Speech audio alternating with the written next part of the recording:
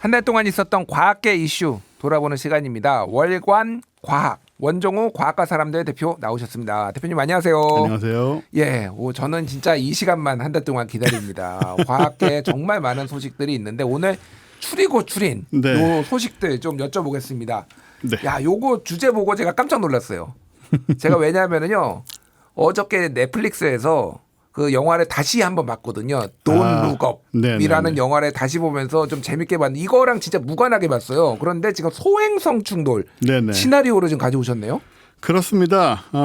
소행설이 뭐 충돌한다는 그런 얘기는 아니고요. 예. 정말 돈룩업 같이 그렇게 되면 참 큰일이니까 진짜로. 큰일이죠. 예. 일단 근데 이 소행성 2024YR4라고 불리는 소행성이 발견된 게 2024년 12월 27일이니까 얼마 안 됐네요. 2달밖에 안 됐습니다. 예. 그러니까 이제 굉장히 늦게 발견한 거죠, 사실은. 빨리 발견한 게 중요한데. 예. 이 소행성의 충돌 확률이 처음에는 이제 1.3% 정도로 계산이 됐었어요. 1.3%요? 네, 그러니까 77분의 1 정도. 예. 그랬던 것이 점점 관측 데이터가 추가되면서 1.6%, 1.9% 그리고 지난 7일에는 2032년 12월 22일에 지구와 충돌할 확률을 2.2% 즉 45분의 1로 계산을 했습니다. 아니 근데 2.2%가 이게 큰지 적은지 잘 모르겠는 청취자분들 많으신데 네. 제가 듣기로는 이 정도면 굉장히 높은 걸로 그러니까 왜냐하면은 그냥 확률로 보면은 낮아 보이지만은 웬만한 소행성들은 이 정도 안 나오잖아요. 네, 굉장히 높은 거죠, 사실. 뭐 예. 그렇다고 뭐 벌벌 떨 필요는 물론 없습니다만은 보통 이렇게 궤도가 지구 근처를 지나는 천체를 니어 어스 오브젝트라고 하는데 예. 뭐 소행성, 혜성 이런 것들 한 몇만 개 지금 발견하고 있어요. 그런데 그 중에 100년 내에 지구와 충돌할 확률이 0이 아닌 천체가 예. 한 수십에서 수백 개 정도 되거든요. 예. 그런데 그 확률이 보통 수백만 분의 1에서 수십억 분의 1입니다. 아. 그러니 지금 2.2%라는 것은 예. 상대적으로 보면 상당히 높은 확률이라고 말할 수 있죠. 그러니까 뭐 50분의 1 정도 되는 거잖아요. 그러니까. 네, 45분의 1 정도 됩니다. 45분의 1, 50분의 1. 네. 야, 그렇군요. 이게 만약에 충돌한다라면은 돈 룩업에서는 그게 충돌을 하면서 네. 1.4km 정도의 해일이 네네네. 있어가지고 전 세계를 덮쳐가지고 이제 인류가 종말을 맞는 이런 내용이었는데 그렇죠. 어떻게 되나요? 이게 만약에 뭐 그럴 일이 없겠지만은 그래도 예. 네, 얘는 그렇게 크지 않아서요. 예. 지름이 한 40에서 90m 정도로 추정이 되거든요. 그러니까 한 20, 30층 건물 크기 정도라고 보시면 되고 예. 만약에 떨어지게 되면 이제 폭발력은 8메가톤 그러니까 히로시마 원폭의 500배 500배 예, 정도가 됩니다. 근데 이런 비슷한 예가 언제 있었냐면은 1908년에 시베리아 퉁구스카에 이제 소행성으로 추정되는 뭔가가 떨어졌는데 이때 당시의 크기가 한 40m 정도로 추정이 돼요. 약간 비슷하네요. 예, 비슷합니다. 근데 이 뭐 퉁구스카 관련해서 굉장히 많은 얘기가 있지만은 여기는 시베리아 황무지 사람이 전혀 안 사는 곳이었어요. 예. 그래서 2,150 제곱킬로미터 정도의 숲이 이제 파괴되는 뭐 어마어마한 그런 재앙이 있었지만 사망자는 아무도 없습니다. 근데 만약에 아주 조금만 비껴가서 예. 유럽이나 어딘가에 사람들이 많이 사는 곳에 떨어졌다면 수십에서 수백만 명은 충분히 사망했을 수 있다. 하지만 지구가 멸망할 규모는 아니죠. 그렇군요. 네. 뭐 그나마 다행인가 뭐 이 생각이 멸망하지는 않는다니까. 예, 누군가 어쨌든. 살아남아야 되니까요. 예. 그런데 그 돈 룩업에서도 보면 제가 계속 그 영화를 얘기하는데 소행성을 파괴하는 프로젝트가 막 가동이 되잖아요. 네네. 혹시 이것도 어떻게 막을 수 있는 방법이나 그런 뭐 단체들은 없는 건가요? 그런 프로젝트가 있습니다. 단체도 있고요. 예. 단체는 이제 나사 쪽, 즉 미국 쪽에서 그러니까 유엔이 승인한 단체들인데 미국 쪽에서 의장을 맡는 국제 소행성 경보 네트워크가 있고요. 그다음에 유럽 우주국 ESA라고 하는데 유럽 우주국이 의장을 맡는 이제 우주 임무 계획 자문 그룹이라는 두 그룹이 있는데 기본적으로 하는 일은 비슷합니다. 적당한 크기 이상의 천체가 지구에 부딪힐 확률을 이제 계속 보면서 네. 관측하고 뭐 연구하고 대비하고 이런 것들인데 한국대 회원으로 들어가 있고요. 근데 지금 나와 있는 기술은 2022년에 지구에서 1,100만 킬로미터가 많이 떨어져 있었죠. 예. 떨어진 곳에서 이제 소행성 궤도 변경 실험을 실제로 우리가 했습니다. 나사가. 이거는 160m 정도 지름 크기의 소행성이었는데 여기에 이제 음속의 20배로 우리가 로켓을 발사해서 부딪혔어요. 예. 부딪혀가지고 실제로 궤도를 바꿀 수 있다는 걸 알아냈습니다. 그래요? 예, 그렇기 때문에 아주 조그만 궤도를 바꿔도 사실 멀리서 바꾸면은 충돌을 면할 수가 있기 때문에. 그러니까 멀리서 바꾸면은 조금만 해도 이제 가까이 오면서 각이 점점 커지니까. 그렇죠. 예, 그래서 이제 기술적으로는 가능한 이제 상황인데 다만 지금 문제는 뭐냐면 이 소행성을 아까 제가 늦게 발견했다고 말씀을 드렸는데. 예. 얘는 지금 충돌을 하면은 8년 후에 충돌한다는 얘기거든요. 물론 2.2% 확률이지만. 예. 그럼 그동안에 우주선을 맞춰서 제작하는 데만도 3년에서 5년. 예. 날아가는데 6개월에서 1년이 걸리니까 8년은 매우 짧은 기간입니다. 그걸 준비하기에는. 그래서 만약 계속 확률이 높아진다거나 하는 매우 불운한 사태가 생기면 예. 위험할 수도 있다.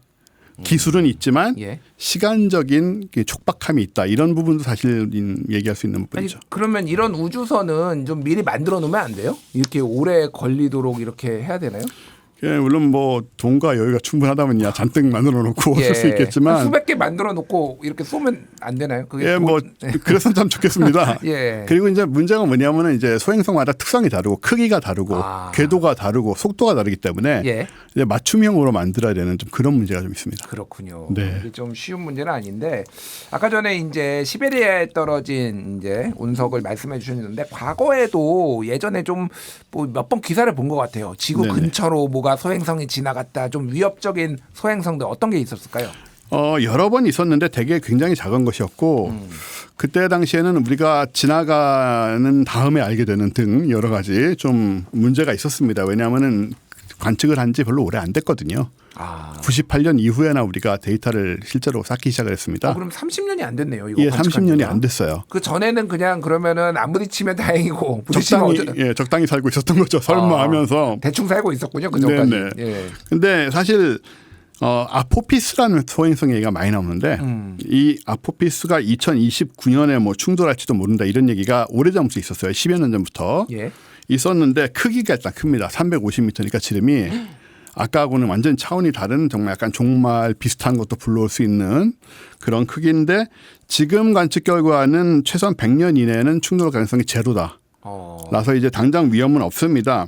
그런데 데이터가 이제 없었다가 98년도까지도 이게 생기게 된 이유가 98년도에 뭐 기억하시겠지만 그 아마겟돈이라는 영화하고 예, 기억나요. 딥 임팩트라는 두 개의 영화가 동시에 개봉을 했습니다. 맞아요. 예. 둘 다 이제 소행성이랑 혜성이 지구에 충돌하는 얘기였는데 그 영화가 히트를 치면서 실제로 미 의회에 영향을 줬고 예산 편성이 됐습니다.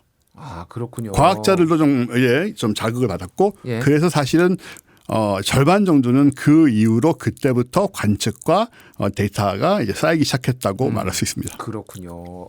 아마겟돈 굉장히 재밌게 봤는데 브루스 윌리스가 세계를 구하는. 네, 그 영화에 대해서는 여러 가지 과학적 오류를 많이 또 지적하기도 하지만 일단 재미는 있는 영화죠. 굉장히 재밌게 저도 봤는데 어쨌든 이런 거 관측은 정말 꾸준히 해야 되겠네요. 이게 저는 2.2%라는 수치는 제가 처음 봐가지고 굉장히 높은 수치입니다. 사실. 굉장히 높은 수치라서 깜짝 놀랐습니다. 계속 열심히 해야 되고 일찍 발견하는 게 중요합니다. 일찍 발견. 예, 그래야지 시간을 많이 갖고 준비를 할 수가 있으니까요. 근데 그렇게 또 운석이 많은 줄은 몰랐어요. 그러니까 어쨌든 지구 근처라도 이렇게 지나가는 운석이 그렇게 많은, 그럼 다 아직도 발견 못한 게 있는 거잖아요. 그러니까. 근데 크기도 어느 정도 이상만 확인하고 있고 또 멀리서 이제 오랫동안의 주기에 거쳐 오는 경우에는 지금 우리가 전혀 모르는 게 있을 수 있는데 그게 지구에 부딪히는 방향으로 올 가능성도 없진 않죠. 알겠습니다. 자, 다음 주제 넘어가겠습니다. 자, 중국 얘기인데요. 과학학술지 네이처에서 2024년 네이처 인덱스라는 걸 발표를 했는데요. 이번 발표에서 크게 화제가 된 것은 중국이 처음으로 미국을 제치고 1위에 올랐다. 네. 그러면 이제 과학 굴기 드디어 이제 된 건가요? 그럼 그렇다고 얘기할 수 있죠. 예. 꽤나. 사실 저는 어디 가서나 중국의 과학 기술 부분을 얕잡아보면 안 된다고 몇 년 동안 얘기를 해왔는데 이번 네이처 인덱스는 이제 이 네이처 인덱스라는 것 자체가 2016년에 시작을 해서 나라, 그러니까 국가, 대학, 연구기관 등등의 수준을 이제 논문의 양과 질을 가지고 평가를 합니다. 예. 근데 작년 최초로 중국이 미국을 제치려고 말씀하신 대로 1위에 올랐고요. 이 결과는 2023년 기준이기 때문에 내년 다음번에는 격차가 더 커질 가능성도 있다. 예. 그런 상황이고 약진하고 있다라고 봐야 되죠. 그렇군요. 그러니까 그 전에도 논문 편수로는 이미 중국이 뭐 미국이나 이런 데를 좀 넘어섰다 이런 보도도 나왔는데 이렇게 종합적으로 이게 이제 양만 보는 게 아니라 질까지 보는 거잖아요. 그렇습니다.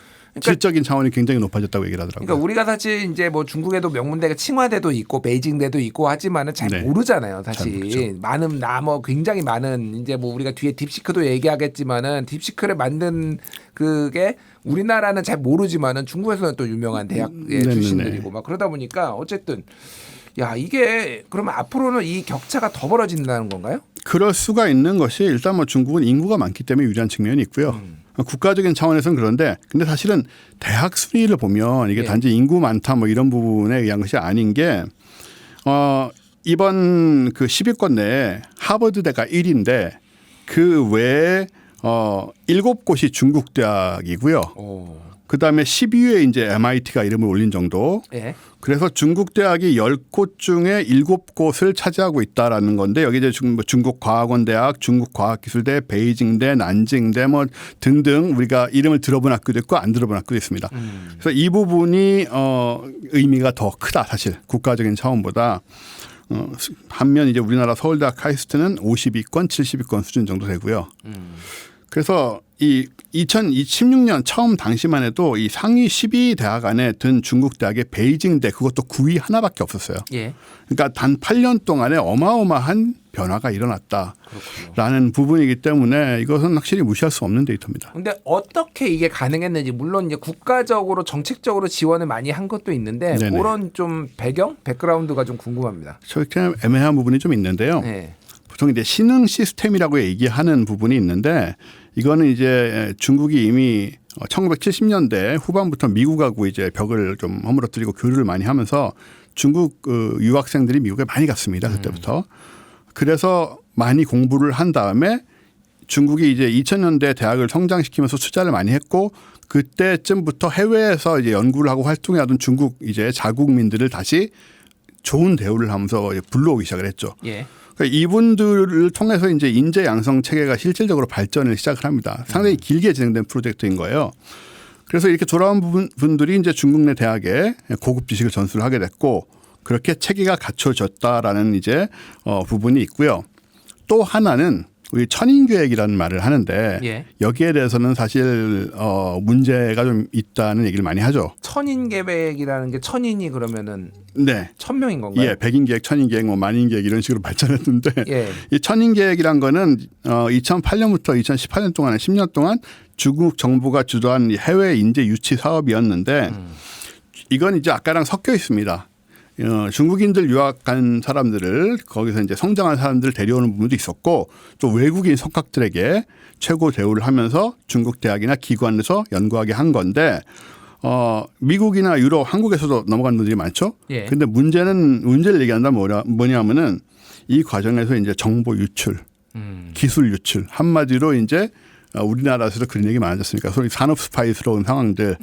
기술을 가지고 있는 분들이 중국으로 돈을 많이 받으면서 가서 그 기술을 그대로 뭐 전달을 한다거나 이런 상황들이 벌어지는 과정도 있기 때문에 그래서 이 부분들이 중국 입장에서는 굉장히 유리한 부분이지만 국제적으로는 사실 지탄을 받는 면이기도 하죠. 그렇군요. 어쨌든 뭐 일종의 편법 뭐 이런 것들까지 많이 활용을 해서 중국이 급속도로 이제 과학기술을 발전시켰는데 저는 이제 중국의 유학생들이 많아진 사람들 또 이제 저도 뭐 공부를 좀 해본 사람으로서 이렇게 이런저런 얘기를 들어보면은 그들의 그 유학생 미국이나 이런 데서 공부하는 중국 사람 학생들의 어떤 자부심이라는가 이런 게 굉장하고 본인의 국가가 이제 빨리 성장하고 과학기술로 커가는 것에 대해서 그리고 또 한국으로 그러니까 자기 자국으로 들어가고 싶어하는 사람도 굉장히 많더라고요. 근데 한국 분들 유학하시는 분들 다 그런 건 아닌데 상당수가 그냥 미국에 남고 싶어 하시더라고요.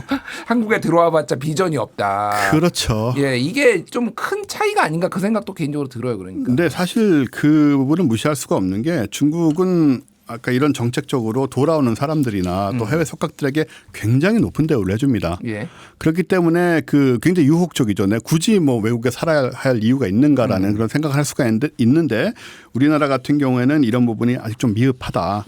뭔가 연구자들을 그렇게 우대하는 풍토가 과연 충분한가라는 의심을 할 수 있고 또 아시는 것처럼 재작년에 갑자기 그 R&D 예산 축소 사태 예. 이런 일도 있으면서도 사기도 많이 꺾이고. 그게 이공계 쪽 뭐 우리 대표님이 더 잘 아시겠지만은 이공계 쪽 분들 얘기 들어보면은 이게 이 나비 효과가 어마어마하다라고 그러더라고요. 이게 더 이상 미래가 없다. 이공계는 네. 그런 생각을 가지신 공부 석박사가 굉장히 늘었더라고요. 실제로 그렇습니다. 그래서 예, 이게 예. 연구 단절 상황이 벌어졌기 때문에 예. 왜냐하면 연구를 시키던 이제 대학원생들 내보내야 되는 상황이 됐으니까 박사과정이나 박사부 과정이나 그래서 이제 연구 단절 상황이 실제로 벌어졌고 그러니까 이 부분이 말씀하신 것처럼 얼마나 지금 장기적으로 영향을 미칠지도 좀 두고 봐야 되는 상황입니다. 그렇군요. 그래서 어쨌든 딥시크 얘기를 좀 하려고 하는데 딥시크의 창업자 량원펑 요 이름 많이 들어보셨었는데 이 사람도 중국의 국내 순수파 대학 출신이라고 하면은 네네. 중국의 기술력들이 과학 기술 그리고 연구 수준이 굉장히 많이 올라왔다 이런 걸 알 수가 있는데 마지막으로 딥시크 보안 얘기 좀 하겠습니다. 최근에 이제 굉장히 많이 금지를 해 우리나라에서는 아예 지금 철수 사실상 그렇죠. 예, 사실상 철수한다는 얘기가 있고 미국에서나 몇몇 국가들에서도 특정 기관에서 지금 못 쓰게 하고 있는데 이게 보안 문제 좀 어떻게 봐야 되나요? 그래서 앞에서 얘기한 부분하고 비슷하죠. 중국이 기술적인 부분이나 정보 관련돼서 어떤 국제적인 기준을 지키고 있는가라는 데 대한 이제 지속적인 의심이 있었지 않습니까? 그래서 이것도 지금 여러 가지로 이 사이버 보안 기업들에서 처음부터 좀 우려를 제기한 부분이 많이 있었고 즉 데이터 유출과 개인정보 유출 이런 부분이 이제 중국으로 넘어간다는 거죠. 그게 네. 그런 걱정이 많이 있어서 이미 기업에서는 이걸 이제 쓰지 못하게 하는 경우가 많이 있었고 국가 같은 경우에도 많이 그런 지금 흐름으로 가고 있습니다. 이탈리아 같은 경우에도 긴급 조치 발동해서 이제 딥시크 차단 명령이 내려져 있고요. 예. 그리고 아까 말씀하신 것처럼 우리나라 같은 경우에는 바로 어저께 딥시크 앱을 새로 다운받는 것을 금지했습니다. 그러니까 가지고 있는 사람은 쓸 수는 있는데 소위 말해서 앱스토어에서 사라진 거죠. 그러면 이게 업데이트도 안 되는 거 아니에요? 만약에 앱을 업데이트해야 되면은 그게 잘 예. 되려나 모르겠네요. 예. 업데이트가 사실상 편법을 쓰지 않는 한 예. 그 기존 시스템으로는 안 되겠죠. 앱이 없으니까 이제 예. 앱스토어에. 이 조치가 왜 생겨났냐면은 그저께 17일 날 딥시크가 실제로 사용자 정보를 중국 소셜미디어인 틱톡의 모회사인 바이트댄스에 넘긴 사실이 확인이 됐습니다. 그러니까 우려했던 일이 현실로 일어나는 것이 아니냐라는 것을 이제 확인을 했기 때문에 굉장히 강한 조치가 내려진 건데 사실 국가 차원에서 딥시크가 차단된 것은 이탈리아하고 우리나라 외에는 아직은 없고 대신에 이제 미국 같은 경우에는 지금 국방부가 딥시크를 못 쓰는 것으로 안 쓰게 금지를 했고요. 또 미국 하원도 하원 의원들과 의원실 직원의 휴대전화, 컴퓨터, 태블릿 PC 등에 딥시크 설치를 금지한 상황입니다. 그렇군요. 딥시크의 사용자 정보가 틱톡의 네네. 모회사로 넘어갔다. 그런데 틱톡 같은 경우에도 지금 미국에서 법으로 사용 그렇죠. 금지가 돼가지고 트럼프 대통령은 팔아라 미국 기업에 막 이렇게 협상까지 지금 하고 있고 뭐 이런 상황이네요. 이게 네네. 어쨌든 이 보안 문제가 전 세계적으로도 좀 이슈가 될 것 같은데 그렇다고 딥시크 열풍이 쉽게 꺾일 것 같지는 않아요. 이거 쓰시는 분들도 꽤 많더라고요. 예, 저도 다운로드를 받아놓고 있긴 한데 쓸라니 요즘은 좀 찝찝합니다만은 근데 기술적으로는 계속 발전을 할 겁니다. 근데 두 가지 문제가 발목을 잡을 건데 일단 첫 번째는 중국의 근현대 정치나 이런 예민한 부분에 정직한 정보를 제공하지 않는다는 부분 아시는 것처럼 이거는 이제 사실 정보 제공 목적으로 한 AI로서는 좀 치명적인 한계가 있는 거고요. 천안문 광장 사태를 물어보면 답을 안 한다든지. 네, 그런 게 은근히 많습니다. 그리고는 이제 보안 문제, 딥시크의 그 보면은 모든 데이터가 중국 법에 의해 관리된다고 명시가 돼 있습니다. 그 말은 우리가 알아서 하겠다라는 얘기잖아요, 중국인들이. 예. 그럼 이제 바깥쪽 우리 외부에서 우리가 갖고 있는 스탠다드와 일치하지 않기 때문에 그런 부분들에서 신용을 잃은 만큼 해외에서 과연 딥시크를 계속 과연 쓸 것인지라는 의문은 여전히 있는 거고 이 문제가 해결이 되지 않으면 결국은 딥시크가 중국 국내용으로만 머물 가능성이 있다고 보이죠. 그렇군요. 저도 이제 안드로이드 폰을 쓰면서 삼성전자 갤럭시를 쓰다가 한번 샤오미 폰을 썼는데 그 찜찜함이란 그래서 결국은 국내 걸로 회귀했는데 아마 그런 느낌들이 많이 벌어지지 않을까 그런 생각이 듭니다. 네. 예, 월간 과학 원종호 대표와 이야기 나눠봤습니다. 대표님 감사합니다. 감사합니다.